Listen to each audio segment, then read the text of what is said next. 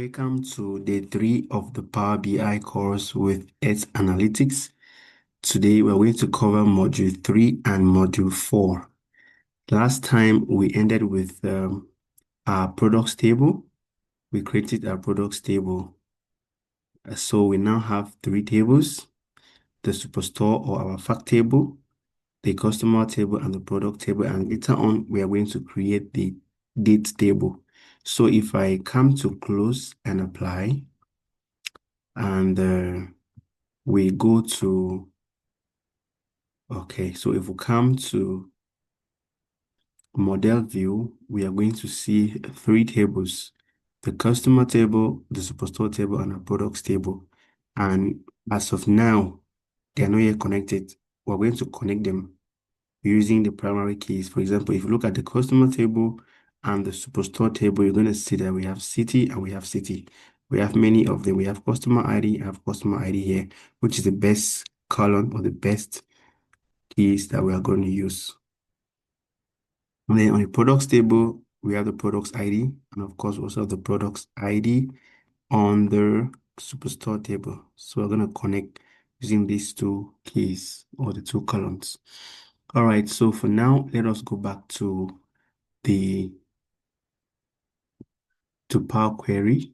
Let us go back to transform. So I'll click up here, transform data, and we go back to Power Query. So here, and so in module 3, we want to start by talking about what we call group by and summarization. The group by transformation helps you, the analyst, to summarize large data sets into meaningful totals, to create aggregated tables like the mini fact table. Okay, it also helps you to prepare data for the dashboards. For example, sales by region, profit by category, and group by and summarization also help reduce data size when you only need summarized information. For example, we have this data set here.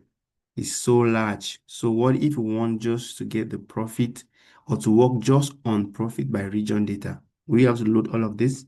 No, you need to group by that region, and then you get that loaded.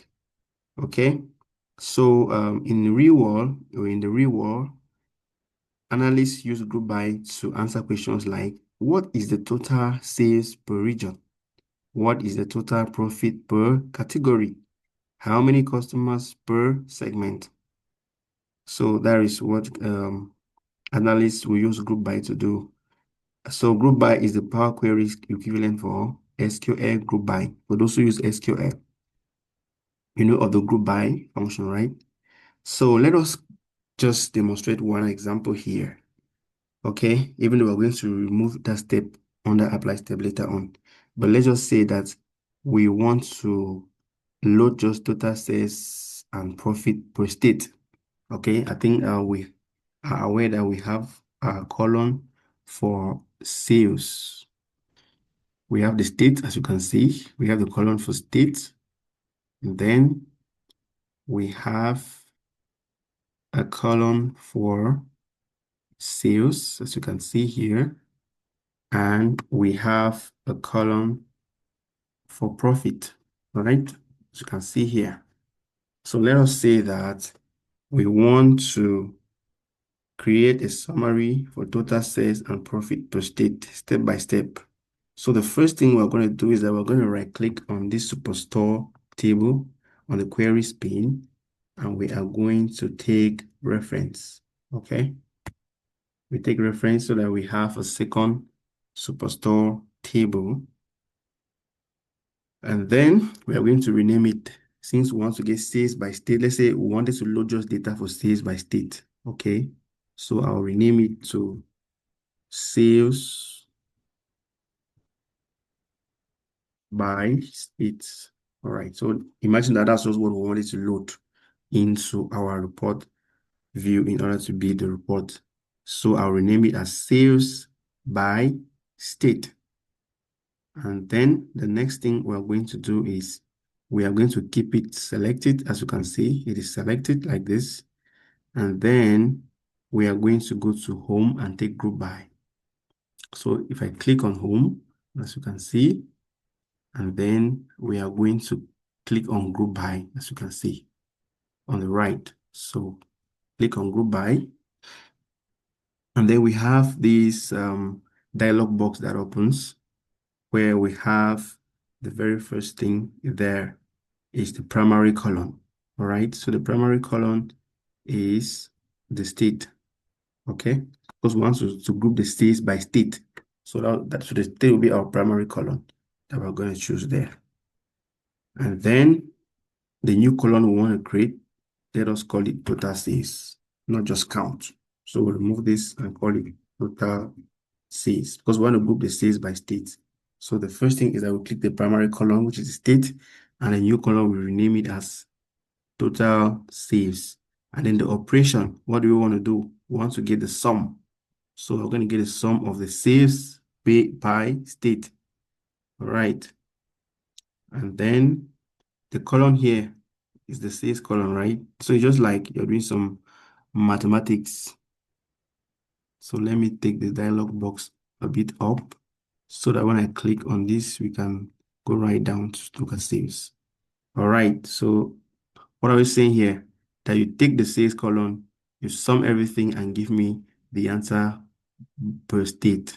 So when that is done, I'm going to click OK. All right. So when that happens, what do you see? We have just two columns. We have the state and we have the total sales. So let's just assume that this is what the objective of your data set was just to work on the total sales by state. So you are going to have the table like this and you can load it. All right. But we don't need this, okay? So we can come to applied steps and we simply, or we can just right click on the sales by state table and then we click on delete because we don't need it. I just wanted to show you the group by and summarization stuff. So let's go back to Superstore. Now there's something that I want us to look at it, conditional columns. Yeah. A conditional column lets you, the analyst, create new fields based on if then use else logic without needing to write M code. It's better suited for data cleaning, while DAX is more suitable for business calculations. So since we are still on Power Query, we are still on ETL, we are mostly doing Power or data cleaning, and so we can use conditional columns here. So it is used for classifying data, creating flags, segmenting rows, adding categories based on conditions. So for example, we can classify orders into high profit orders, medium profit orders, and low profit orders. That's a conditional column, right? Because you're going to say that if profit are this between or below this level, call it low profit. If they're between this amount to this amount, call it medium profit. And if they're above this amount, we call it what? High profit. That's a conditional column because you're creating using an if-then statement. If this is, then this is else, give us this. It's just like you're using the if function in Excel, right? So that is that. So we can try that out. So we are on Power Query. We are on the Superstore or our fact table. And then we are going to go to the Add Column tab. Okay, so we want to add a conditional column. So we go to Add Column tab up here, as you can see. Voila, click on Add Column. And then the next thing we are going to do is we are going to click on Conditional Column. As you can see, Conditional Column. And after Conditional Column, the next thing we are going to do is we're going to write the new column name on that custom where you have this custom. So the new column name is we want to categorize the profit right into low, medium, and high. So I can call it profit category. Okay. Profit category. And then what's the first condition? Is greater than. So the first, all right. So we need to first of all give the column name, right? So the column name that I'm going to use is the profit column. So that's what we want to categorize. So it's simple, very simple. You don't need to write M code here. That's the advantage of this. So I'll click on the profit column. And the first condition is that it should be greater than. So I'm going to take is greater than, then I'll put 50. Then let me use this. Okay. Then what's the output here? What do you want to see? You want to see how, just like you're using if function in Excel, where you write the value and then you choose what the condition is, and then you write the value in inverted commas, right? So that's the first one. The second one, we want to add the clause. Okay. So column 2, we should have column 2, which we'll still have to choose. So we're going to look for the profit column again, and the condition for column 2 is greater than. I'm still going to choose is greater than. So any profit greater than 0, let us say it's medium, because you can have a minus, right? Which means you had a loss. So the last one is else. What should we put under else? Low profit. And I'm going to explain why it is like this. So the first one is that you take the profit column, any value greater than 50% of the profit, the entire profit, should be high profit. Any value greater than 0% should be medium profit. And any value less than 0, that's a loss. When you have a loss, it should be low profit. And once that is done, we're going to click on OK. And once that is done, if you go to the last column on your Power Query, you're going to see that we have a column that has been added, which should be profit category. All right, profit category. All right.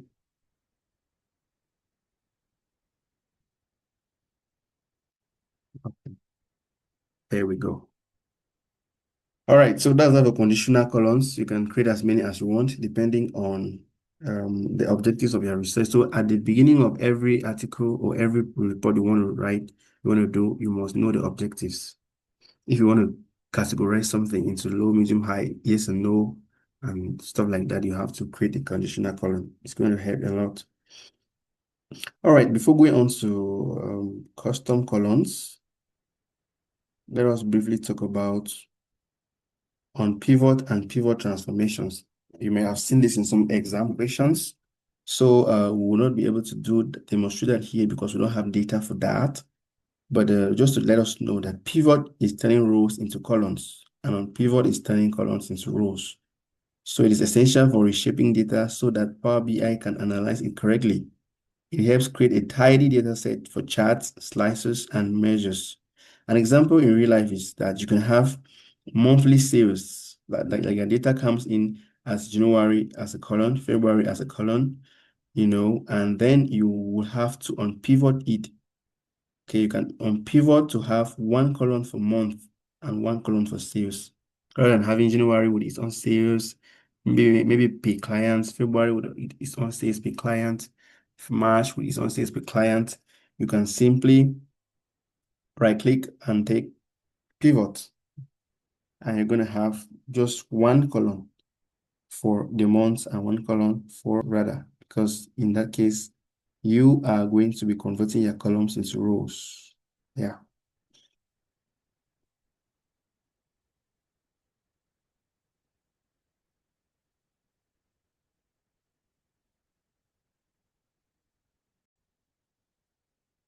So pivot columns will turn your columns into rows, and the reverse is true. If you want to pivot, you're going to turn now rows into columns. So if you have this in an exam, quickly draw the data set on a piece of paper, and then you ask yourself, what am I turning into what? If you're turning columns into rows, then you are going to unpivot.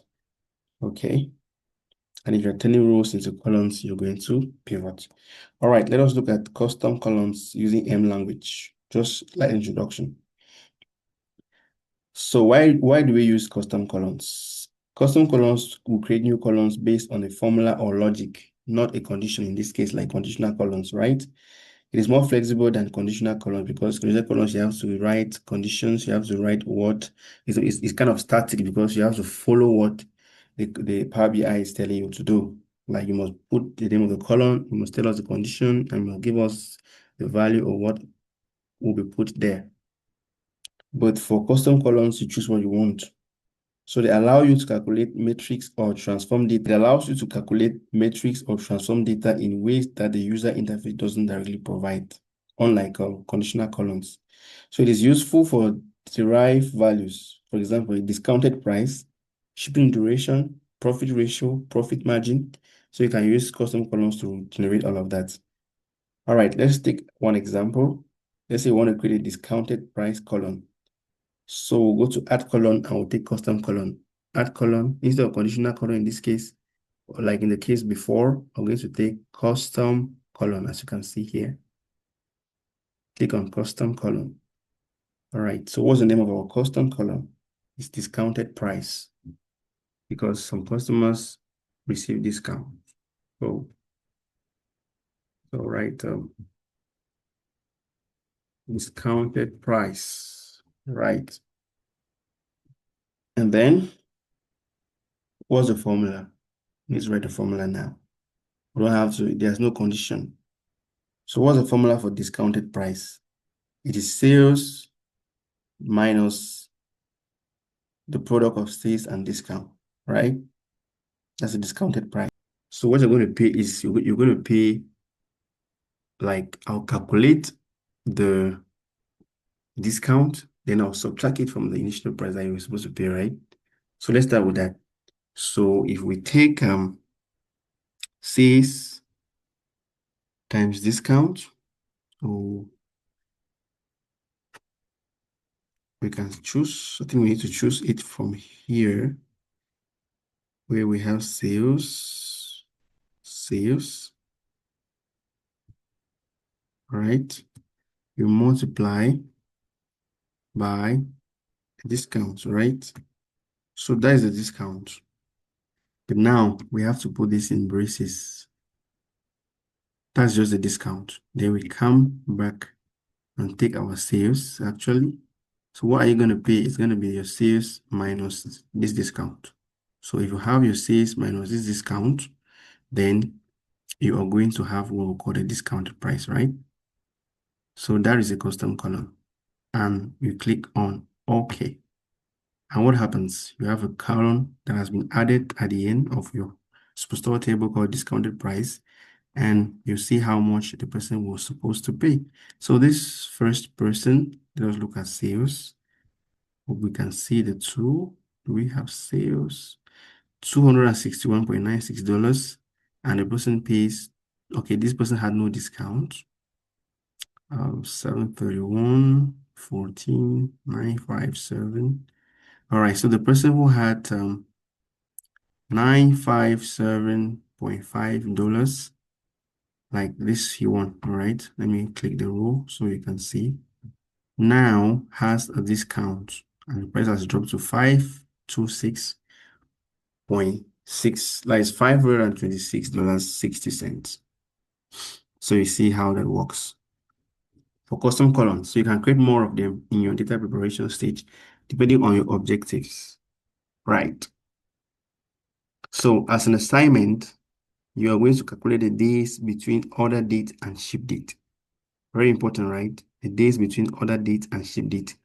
So just a hint, duration is days for shipping date minus the for order date. So you take the order date and subtract from the shipping date and put the answers in this. So you do that and then you share your answers, you share your results in the group, and we're going to check that out.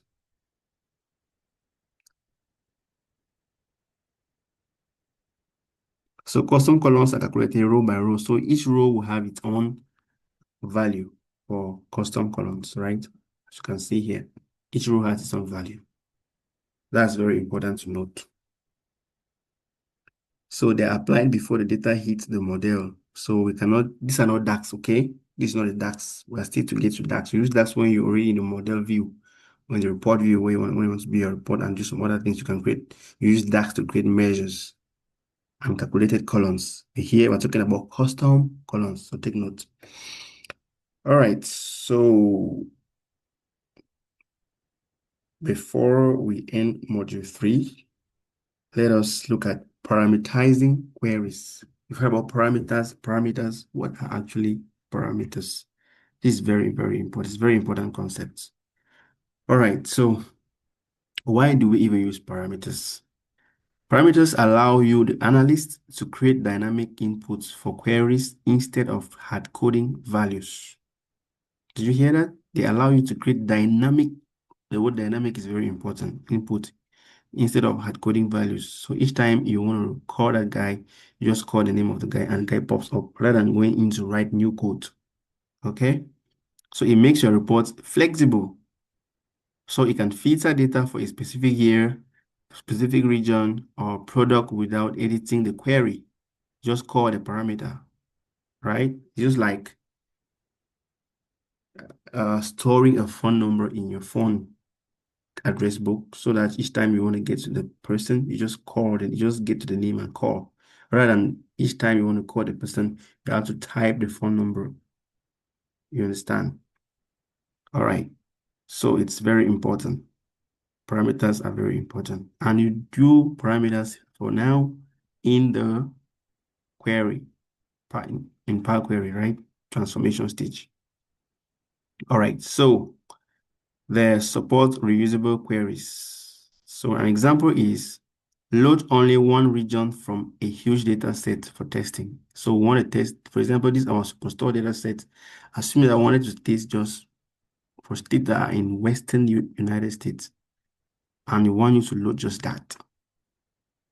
So what are you going to do? You can create a parameter.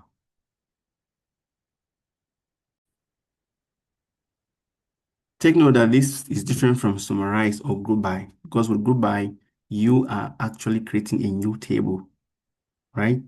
But with parameters, it is the same data, but you're loading specificity. You're loading specific data. So the same data, but you want to load just the columns, add every other thing, but just for states in Western United States, or of just the data for 2016. That's what you maybe you going for an interview, and then you're given a data set, this superstore data set, and you're asked to work on 2016. That's testing for your parameterization capacity, capabilities. Say, okay, get this data set into Power BI, load for 2016, and then do the following. What are you going to do? Are you just going to go filter? You're going to filter for 2016, you may just have 5 on 10 points. But if you use a parameter, you can have all the 10 points. All right. So how do we do that? Let us say we want to load data for 2016. So we're on Power Query.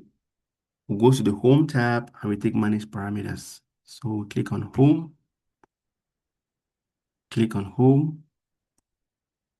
and then we are going to take Manage Parameters, as you can see. Click on Manage Parameters, New Parameter.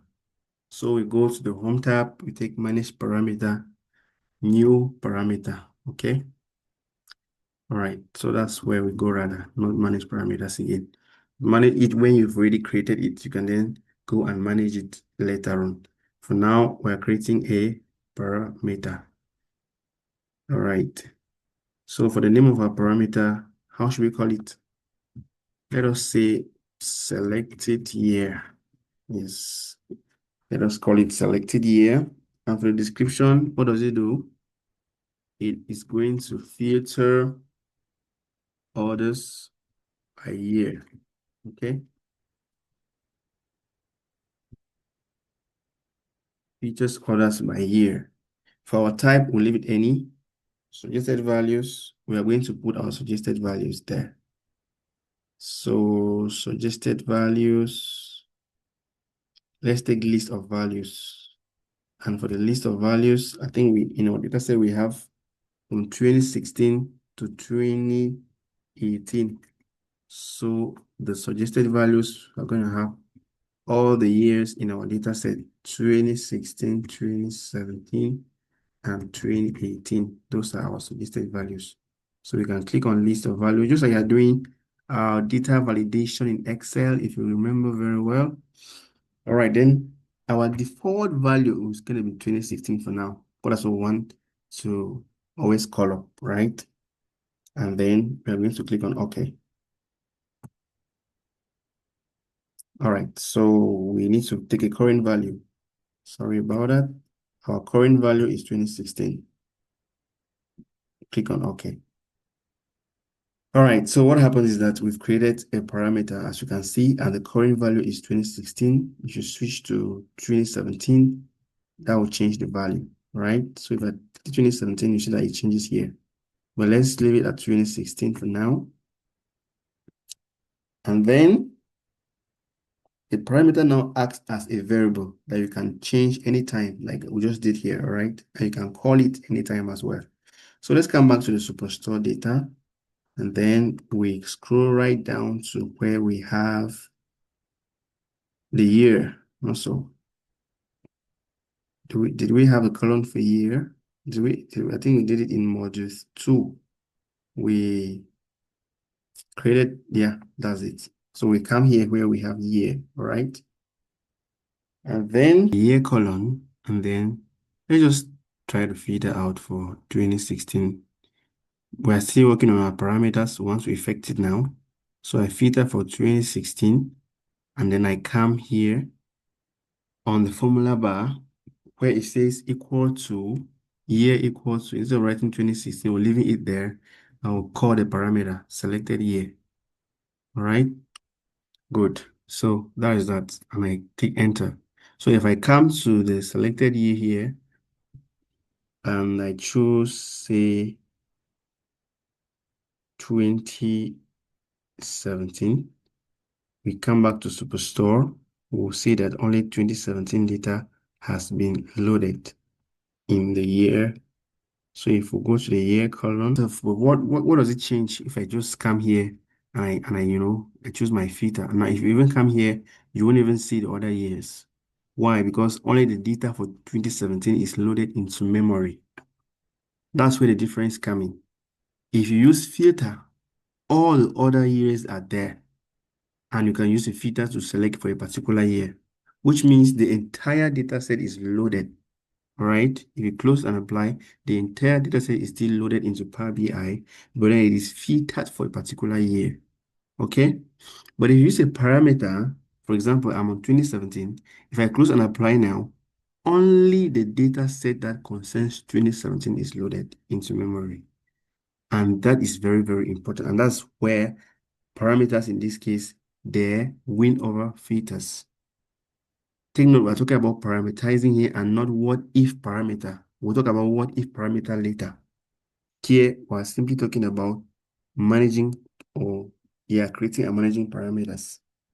So that is very, very important. So another advantage. So the advantage is that it decreases load time, and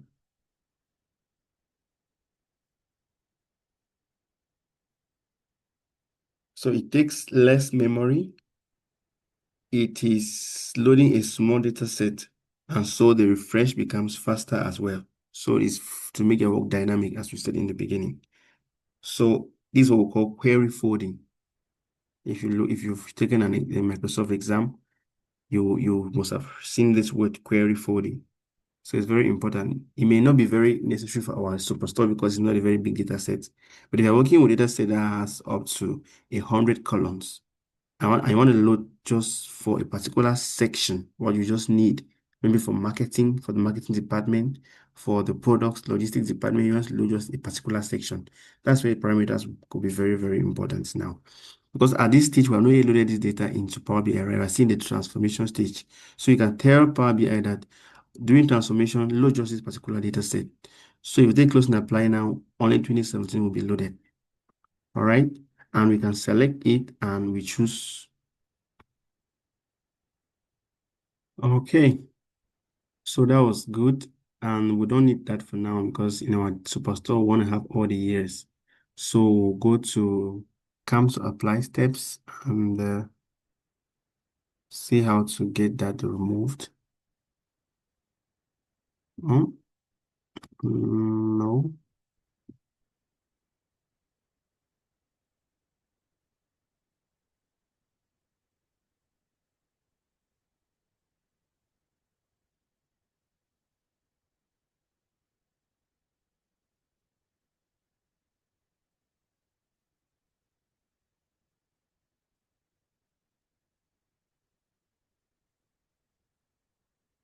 All right, so once we have deleted the apply steps here, if you come back to the year column and click, you will see the other years now. All right, and then we can come back here now, right click and take delete, and it goes away. If you don't remove the apply steps first, you will not be able to delete because it is referencing the superstore table. All right. All right, so that is that for module 3. We take a break and then we continue with module 4, data modeling.